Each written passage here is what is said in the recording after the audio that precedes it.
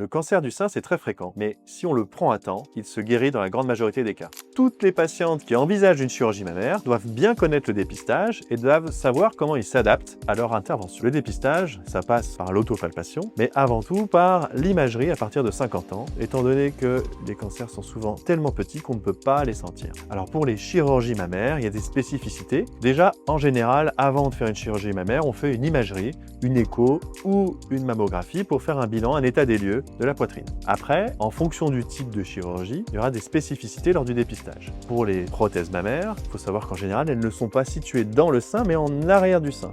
Et donc, elles ne vont pas perturber la lecture de la glande mammaire. Elles facilitent parfois la palpation de la glande parce qu'elles mettent en évidence les boules, et pour le suivi d'imagerie, elles ne changent pas les recommandations classiques. Pour les techniques de remodelage du sein, notamment les réductions mammaires, les plasties, il y a des cicatrices à l'intérieur du sein en post-opératoire, et on fait une imagerie à 1 an pour avoir un état des lieux précis.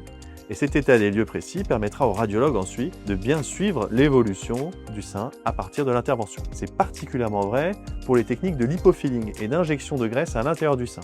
Dans ces cas-là, ça peut créer des petites calcifications visibles à la mammographie. Donc c'est important d'informer et que le radiologue ait connaissance des interventions pour savoir s'il doit faire des examens complémentaires lorsqu'il voit ces calcifications. Et puis désormais, depuis déjà de nombreuses années, les injections d'acide hyaluronique sont interdites dans le sein car elles perturbent beaucoup trop la lecture des mammographies. Donc si vous avez le projet ou si vous avez déjà été opéré de la poitrine, je vous invite à vous rapprocher quand même d'un cabinet de radiologie un peu spécialisé en imagerie du sein, qui aura l'habitude de prendre en charge les patientes opérées. Pour les prothèses, ça ne change pas l'architecture du sein. Pour les autres chirurgies, il faut quand même avoir un repère et identifier des calcifications bénignes pour éviter de faire des biopsies intempestives.